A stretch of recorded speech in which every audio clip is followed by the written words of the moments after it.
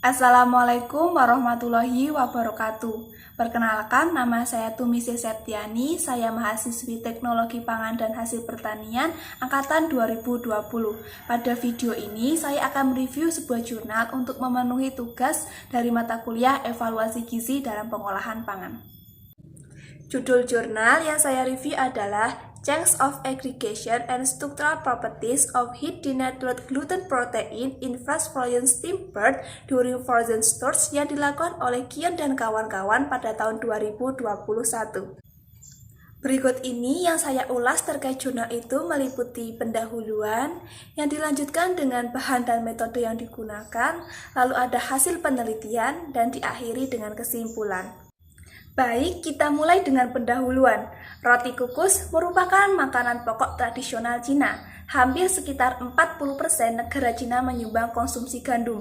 Berbeda dengan proses pemanggangan, proses pengukusan membuat roti lebih lembut dan lembab remah-remah. Hal inilah yang menyebabkan roti kukus memiliki umur simpan yang pendek karena kandungan airnya tinggi sekitar 40%. Sehingga terjadi keterbatasan dalam pengembangan produknya. Untuk mengatasi hal ini, proses pembekuan diterapkan untuk menghasilkan roti kukus beku cepat. Akan tetapi, meskipun proses pembekuan efektif untuk mengurangi aktivitas air dan memperpanjang umur simpan, pada produk tepung terjadi penurunan kualitas selama penyimpanan bekunya. Hal ini disebabkan karena selama penyimpanan beku, air akan berubah menjadi es sehingga terjadi perubahan distribusi air dalam adonan.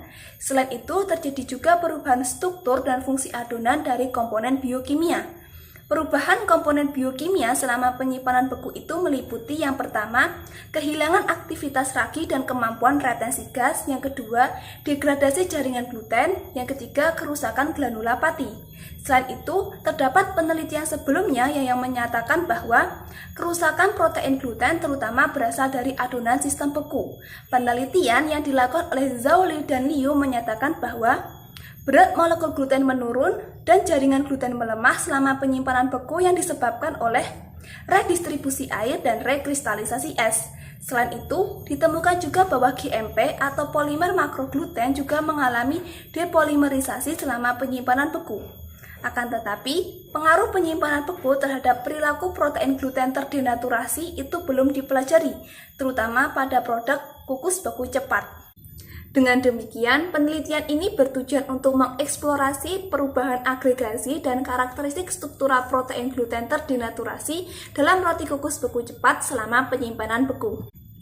Selanjutnya, kita bahas bahan dan metode penelitian. Pada bagian ini, terdapat beberapa poin yang akan dibahas, yaitu ada bahan yang digunakan, ekstraksi gluten, lalu ada persiapan roti kukus dan gluten kukus, lalu ada ekstraksi protein larut SDS, lalu ada Stage Exclusion High Performance Liquid Chromatography atau SEHPLC. Dilanjutkan dengan analisis sodium didosilsulfat polyacrylamide gel elektroforesis, lalu ada penentuan gugus UV hidril bebas, lalu ada spektrofotokopi inframerah transformasi Fourier atau FTIR, kemudian ada analisis scanning elektron mikroskopi atau SEM, dan diakhiri dengan analisis statistik. Yang pertama, kita bahas bahan yang digunakan, meliputi tepung roti kukus, air sebesar 13,3%, protein 11,1%, karbohidrat 73,5%, lemak 1,1%, ada as atau karbon sebesar 0,4%, dan yang terakhir gluten basah sebesar 29,7%. Selanjutnya, poin kedua yaitu ekstraksi gluten. Diawali dengan pencampuran 300 gram tepung terigu dengan 160 ml larutan NaCl 0,4 mol per liter dalam mixer selama 6 menit. Kemudian dilakukan pendiaman selama 20 menit. Dilakukan juga pencucian adonan dengan larutan NaCl sampai terbentuk gluten kasar. Lalu dilakukan pencucian dengan air untuk menghilangkan larutan NaCl-nya dan dilakukan penliofilisasi gluten basah. Kemudian dilanjutkan dengan penghalusan 100 gram gluten kering, lalu dilanjutkan dengan pengkocokan 200 ml kloroform selama 1 jam di suhu kamar, lalu dilakukan penyaringan melalui kertas saring untuk mendapatkan gluten yang lemaknya hilang, dan diakhiri dengan pendiaman hingga kering di suhu kamar dan dilakukan penggilingan hingga lolos saringan 100 mesh. Baik, selanjutnya pada poin ketiga yaitu persiapan roti kukus dan gluten kukus. Yang pertama, roti kukus diawali dengan pelarutan 2,1 gram ragi kering dalam air hangat 38 derajat Celcius. Dilanjutkan dengan pencampuran ragi kering tersebut dengan 300 gram tepung terigu dalam kidder selama 5 menit. Kemudian dilanjutkan pefermentasian adonan dengan suhu 38 derajat Celcius dan kelembapan relatif 85% selama 40 menit. Kemudian dilakukan pembagian adonan hasil fermentasi di mana setiap pembagian itu 80 gram dan dilakukan pembulatan, pencetakan dan pefermentasian selama 10 menit dan diakhiri dengan pengukusan adonan selama 25 menit. Selanjutnya kita bahas yang gluten kukus, yaitu diawali dengan pencampuran 300 gram gluten terekstraksi dengan 2,1 gram ragi kering aktif dan 135 gram air dalam kidder. Kemudian proses selanjutnya itu masih sama dengan proses dari roti kukus, di mana pencampuran ragi kering tersebut dengan 300 gram tepung terigu dalam kidder selama 5 menit.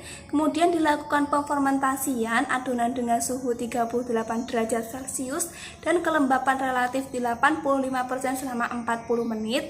Kemudian dilakukan pembagian adonan hasil fermentasi dengan setiap bagian itu 80 gram. Kemudian dilakukan pembulatan, pencetakan dan pefermentasian selama 10 menit. Kemudian dilakukan pengukusan adonan selama 25 menit. Masih pada poin 3 yaitu persiapan gluten kukus dan roti kukus. Setelah dilakukan pengukusan baik itu pada roti kukus dan gluten kukus, itu dilakukan pendinginan dengan suhu kamar selama 1 jam.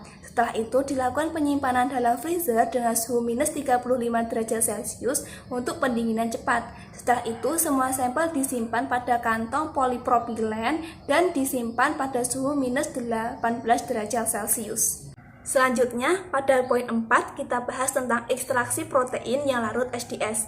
Pada bagian ini terdapat dua kondisi, yaitu kondisi non-produksi dan kondisi produksi. Pada kondisi non-produksi, di mana sampel beku kering yang mengandung 1,7 mg protein disuspensasikan dengan 1 ml buffer natrium fosfat 0,1 mol per liter dengan pH 6,9 yang mengandung 0,5% SDS. Kemudian dicampurkan selama 30 detik, lalu dilakukan pengkoncokan selama 20 menit dalam suhu kamar. Selanjutnya, supernatannya dikumpulkan setelah disuspensasikan 10.000 gram selama 10 menit dan kemudian disaring melalui kertas filter 0,4 ml sebelum dianalisis SEHPLC. Baik, selanjutnya kita bahas yang kondisi produksi, yaitu sampel beku kering dilarutkan dalam 1,0 ml buffer SDS dengan 1,0% DTT, kemudian dilakukan pencampuran selama 30 detik, lalu dilakukan pengkocokan selama 2 jam pada suhu kamar. Kemudian supernatanya dikumpulkan setelah disentrifugasi pada 10.000 gram selama 10 menit dan kemudian disaring melalui kertas filter 0,45 ml sebelum dianalisis SEHPLC. Baik, selanjutnya pada poin yang kelima yaitu Size Exclusion High Performance Liquid Chromatography atau SEHPLC, di mana SEHPLC ini dilakukan pada sistem Agilent 1260 HPLC analisis. Dilanjutkan pada poin yang keenam yaitu analisis sodium hidroksid sulfat poliakrilamid gel elektroforesis atau SDSPAG. Karakteristik SDAPAG ini ditentukan menggunakan mini protean tetra, di mana protein dipisahkan dalam 1 mikrometer gel preparatif yang terdiri dari 5% stacking gel dan 12% stepating gel, di mana untuk kondisi non-produksi, sampel beku kering yang mengandung 6 mikroprotein itu dilarutkan dalam 0,05 mol per liter tris HCl dengan pH 6,8, kemudian dipanaskan dalam air mendidih selama 5 menit dan disentrifugasi pada 10.000 gram selama 10 menit. Kemudian supernatan 10 mikroliter itu digunakan untuk analisis SDSPAG. Sedangkan untuk kondisi reduksi, 5% mercaptoetanol itu ditambahkan ke buffer tris HCl. Kemudian dilakukan pada 10 volt sampai indikator biru bromfenol itu pindah ke bawah bagian gel.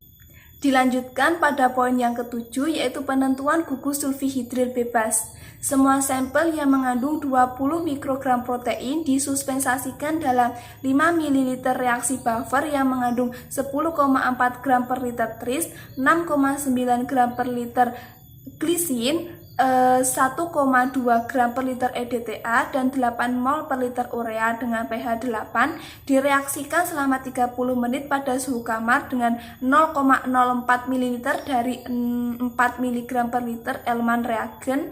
Kemudian absorbansi sampel diukur pada 412 nanometer terhadap reaksi buffer. Pada poin yang ke-8 yaitu spektroskopi inframerah transformasi Fourier atau FTIR. Struktur sekunder protein dikarakteristik menggunakan Fourier transform infrared atau FTIR yang dilengkapi dengan berlian refleksi tunggal. Selanjutnya pada poin yang ke-9 yaitu scanning electron microscopy analysis atau SEM, yaitu struktur mikrojaringan protein gluten pada roti kukus dan gluten kukus itu diamati menggunakan mikroskop elektron pada tegangan percepatan 3 kV. Selanjutnya pada poin yang terakhir atau poin yang ke-10 yaitu analisis statistik. Semua analisis dilakukan setidaknya dalam rangkap 2. Hasil yang diperoleh dianalisis dengan analisis varian satu arah atau ANOVA dan dievaluasi menggunakan Duchan method. Baik, selanjutnya kita masuk ke hasil penelitian. Pada bagian ini terdapat beberapa poin yang akan dibahas. Yang pertama, kelarutan protein. Yang kedua, perubahan profil elektroforesis. Yang ketiga, perubahan kandungan sulfihidril bebas. Yang keempat, perubahan struktur sekunder. Dan yang kelima, scanning elektron mikroskopi atau SEM analisis. Baik, kita mulai dengan yang pertama yaitu kelarutan protein. Di sini disajikan sebuah gambar yang menunjukkan pada gambar A hasil dari roti kukus, gambar B hasil dari gluten kukus. Dari gambar ini dapat kita lihat bahwa dengan berat molekul yang sama akan menghasilkan intensitas puncak yang berbeda pada roti kukus dan gluten kukus, di mana pada roti kukus secara signifikan akan lebih tinggi daripada gluten kukus. Hal ini disebabkan karena adanya gandum pati dan sel yang terbentuk akibat fermentasi ragi yang mendorong pembentukan struktur jaringan gluten yang lebih terbuka pada roti kukus. Dengan demikian, gluten pada roti kukus akan lebih cenderung terdepolimerisasi selama penyimpanan beku. Depolimerisasi polimer protein menghasilkan peningkatan protein yang larut SDS baik itu pada roti kukus maupun pada gluten kukus. Selanjutnya masih di poin yang pertama yaitu kelarutan protein. Selama penyimpanan beku terjadi peningkatan total kandungan protein yang larut SDS pada roti kukus dan gluten kukus. Peningkatan pada roti kukus dari 10,28% menjadi 12,54%, sedangkan pada gluten kukus peningkatan terjadi dari 9,17% menjadi 10,91%. Peningkatan kelarutan protein ini menunjukkan bahwa terjadi kehancuran internal struktur di roti kukus dan gluten kukus yang disebabkan oleh redistribusi air dan rekristalisasi es yang dikonfirmasi oleh hasil SEM. Baik, dilanjutkan dengan poin yang kedua yaitu perubahan profil elektroforesis. Di sini disajikan sebuah gambar di mana gambar A ini menunjukkan hasil dari kondisi non-produksi, gambar B menunjukkan hasil dari kondisi produksi. Pola protein yang kondisi produksi ini menunjukkan peningkatan intensitas beta yang signifikan. Hal ini disebabkan karena adanya polimer protein dalam gel yang mampu masuk ke dalam gel karena depolimerisasi protein. Sedangkan pada pola protein non-produksi, intensitas beta itu sesuai dengan gliadin dan glutenin dengan berat molekul rendah itu akan meningkat selama penyimpanan beku pada roti kukus dan gluten kukus.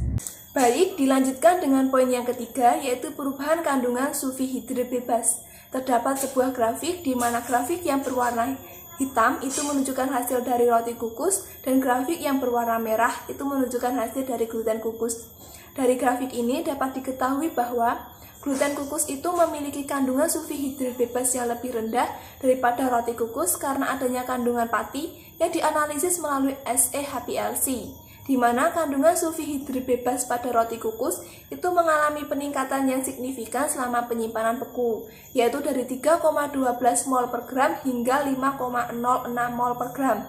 Sedangkan kandungan sulfihidrat bebas pada gluten kukus itu mengalami sedikit peningkatan, yaitu dari 2,64 mol per gram hingga 3,29 mol per gram.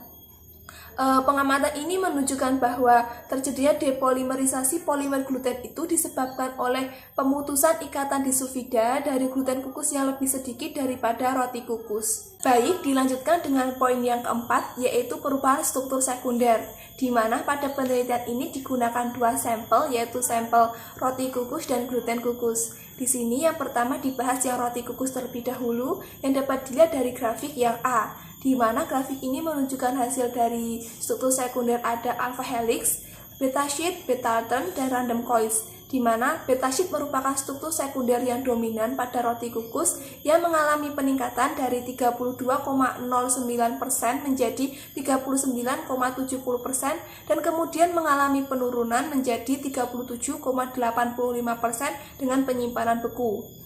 Namun pada random coils ini menunjukkan penurunan yang tajam, yaitu dari 18,47% menjadi 12,52% seiring bertambahnya waktu penyimpanan beku.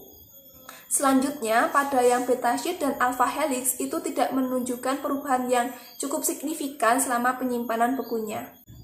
Dilanjutkan dengan sampel yang gluten kukus dapat dilihat dari grafik yang B, di mana grafik ini juga menunjukkan hasil dari struktur sekunder alpha helix, beta sheet, beta altern, dan random coils, di mana konformasi beta sheet dalam gluten kukus itu menunjukkan suatu peningkatan dan random coils dalam gluten kukus itu menunjukkan suatu penurunan seiring dengan bertambahnya waktu penyimpanan beku. Akan tetapi, di sini terdapat yang hal menarik, di mana alpha helix itu akan menunjukkan peningkatan, yaitu dari 14,91% menjadi 21,88%, sedangkan pada yang beta altern itu menunjukkan penurunan, yaitu dari 28,99% menjadi 21,71%.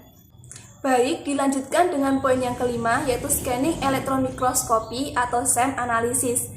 Scanning elektron mikroskopi itu dilakukan sebagai bukti terjadinya perubahan struktur mikro pada roti kukus dan gluten kukus selama penyimpanan beku. Perubahan struktur jaringan internal pada roti kukus dan gluten kukus dengan waktu penyimpanan beku yang berbeda-beda dapat dilihat dari gambar ini. Gambar A, B, dan C itu hasil dari roti kukus, gambar D, E, dan F itu hasil dari gluten kukus. Yang mana gambar A dan D dengan waktu penyimpanan 0 hari, gambar B dan E waktu penyimpanan 30 hari, gambar C dan F waktu penyimpanan 60 hari. Dari gambar A, hasil dari roti kukus dengan waktu penyimpanan 0 hari menunjukkan bahwa pori-pori masih lengkap, kontinu, dan dinding yang masih halus. Berbeda dengan gambar B dengan waktu penyimpanan 30 hari dan gambar C dengan waktu penyimpanan 60 hari sudah mulai mengalami kerusakan di mana pori-pori pecah, kemudian struktur mulai berubah karena waktu penyimpanan yang lama.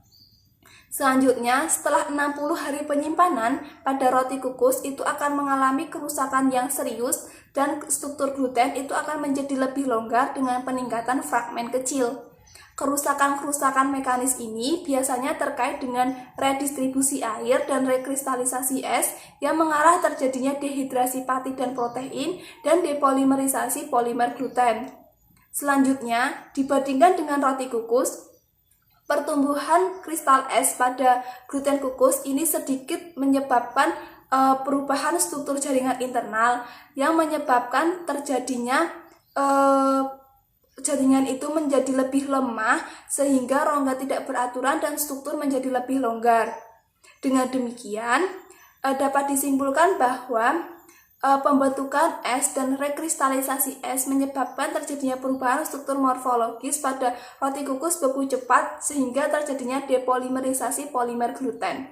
Dengan demikian, dapat disimpulkan bahwa agregasi dan struktur sifat protein gluten terdenaturasi panas dalam roti kukus itu lebih cepat berubah secara signifikan oleh penyimpanan beku.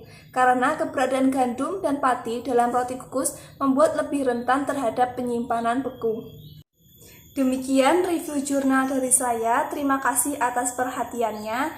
Mohon maaf apabila ada kesalahan kata. Wassalamualaikum warahmatullahi wabarakatuh. Assalamualaikum warahmatullahi wabarakatuh. Di sesi tanya jawab ini, saya akan menjawab beberapa pertanyaan yang telah disampaikan melalui elok. Untuk pertanyaan yang pertama, yaitu dalam penjelasan tentang metode penelitian pada proses analisis statistik digunakan pengevaluasian menggunakan Duchan Method. Bagaimana cara atau mekanisme Duchan Method? Jawaban untuk pertanyaan yang pertama yaitu menurut Susilowati pada tahun 2015 menyebutkan bahwa langkah-langkah uji Duchan adalah sebagai berikut. Yang pertama, urutkan rataan perlakuan dari yang terkecil hingga yang terbesar atau sebaliknya. Yang kedua, nilai awal I sama dengan 1 dan J sama dengan 1. Yang ketiga, hitung beda antara rataan perlakuan terkecil ke I dengan terbesar yaitu ke J. Kemudian hasilnya bandingkan dengan nilai RP. Jika beda rataan perlakuan lebih kecil, maka bisa dilanjutkan ke langkah poin 5, dan jika tidak atau lebih besar, itu lanjutkan ke langkah yang nomor 4. Selanjutnya, yang keempat, berikan J sama dengan J plus 1. Ketika J kurang dari P, kembali ke langkah yang nomor 3. Selanjutnya, yang kelima, garis rataan dimulai dari perlakuan ke I sampai ke perlakuan ke J. Selanjutnya yang keenam, berikan I sama dengan I plus 1. Jika I kurang dari P, kembali ke langkah yang nomor 3. Kemudian stop. Baik, selanjutnya di sini terdapat beberapa persamaan yang digunakan dalam pengujian Duchan, yaitu untuk perlakuan yang sama menggunakan rumus RP sama dengan RA1 P1 DBG SY strip atas, di mana SY strip atas adalah akar dari KTG per R. Arti dari RA1 P1 DBG adalah nilai tabel Duchan pada taraf A, dan DBG adalah derajat bebas galat, serta P adalah perlakuan. Selanjutnya, jika perlakuan tidak sama, maka nilai R bisa didekati dengan rataan harmonik dari semua ulangan perlakuan menggunakan persamaan RH sama dengan sigma dari I sampai T, di mana I 1 per RI per T. Selanjutnya, untuk pertanyaan yang kedua yaitu pada sub pembahasan perubahan kandungan sulfihidril bebas, apabila roti dan gluten yang digunakan pengujian dilakukan penambahan perisa, mohon dijelaskan apakah kandungan sulfihidril bebas dalam roti dan gluten akan berubah atau tidak. Jawaban untuk pertanyaan nomor 2 yaitu apabila dilakukan penambahan perisa alami seperti garam selain menimbulkan rasa gurih pada adonan juga mampu menambah kelihatan gluten, di mana pada adonan yang tidak memakai garam, maka adonan akan lebih lengket, karena garam mampu memperbaiki pori-pori dan tekstur roti. Dengan demikian, dengan penambahan garam pada adonan roti dapat meningkatkan jumlah kandungan sulfihidril bebas dan menyebabkan tekstur gluten yang lebih kuat menurut Koswara pada tahun 2009. Selanjutnya, untuk pertanyaan yang nomor 3 yaitu apa tujuan dilakukan pengujian perubahan profil elektroforesis? Lalu, apa perbedaan pola protein prereduksi dan pola protein non-prereduksi pada uji profil elektroforesis? Jawaban untuk pertanyaan nomor 3 yaitu tujuan dari dilakukannya pengujian profil elektroforesis adalah untuk mengevaluasi efek penyimpanan beku pada sifat agregasi dan struktur utama protein gluten. Selanjutnya, perbedaan pola protein prereduksi dan non-prereduksi pada uji profil elektroforesis yaitu pada pola protein prereduksi menunjukkan peningkatan intensitas pita yang signifikan karena polimer protein dalam gel itu mampu masuk yang disebabkan oleh depolimerisasi protein. Sedangkan pada pola protein non-prereduksi, intensitas pita sesuai dengan gliadin dan glutenin dengan berat molekuler rendah meningkat selama penyimpanan beku. Baik, selanjutnya di sini terdapat sebuah gambar yang menunjukkan hasil penelitian pada pengujian profil elektroforesis, di mana gambar A itu menunjukkan pola protein non-prereduksi, sedangkan gambar B menunjukkan pola protein prereduksi. di mana gambar B itu menunjukkan suatu peningkatan intensitas pita yang signifikan dibanding dari yang A.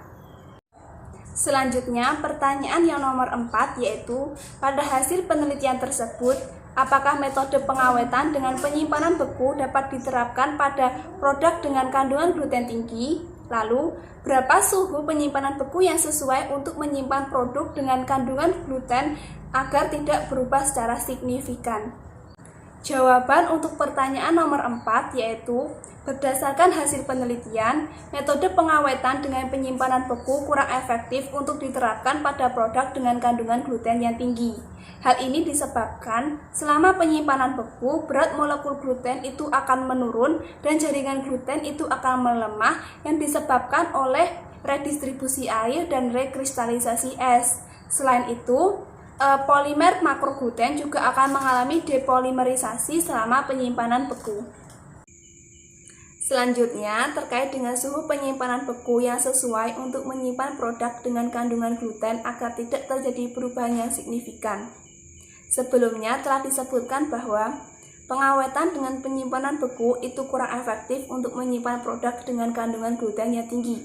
Dengan demikian, suhu yang sesuai untuk menyimpan produk dengan kandungan gluten agar tidak terjadi perubahan yang signifikan itu adalah suhu ruang.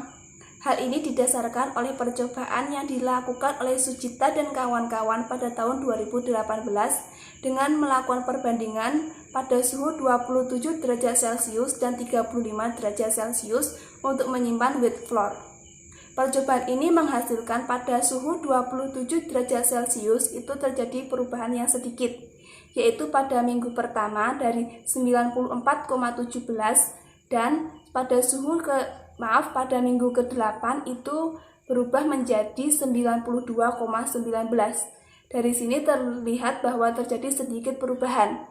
Berbeda pada suhu 35 derajat Celcius pada minggu pertama yaitu 94,17 dan pada minggu ke-8 menjadi 90,01. Pada suhu 35 ini terjadi cukup banyak perubahan pada kandungan gluten. Dengan demikian, suhu kamar atau suhu ruang itu sesuai untuk menyimpan produk kandungan gluten yang cukup tinggi. Berikut ini daftar pustaka yang saya gunakan pada presentasi kali ini. Demikian informasi yang dapat saya sampaikan. Mohon maaf apabila ada kesalahan kata dan terima kasih atas perhatiannya. Wassalamualaikum warahmatullahi wabarakatuh.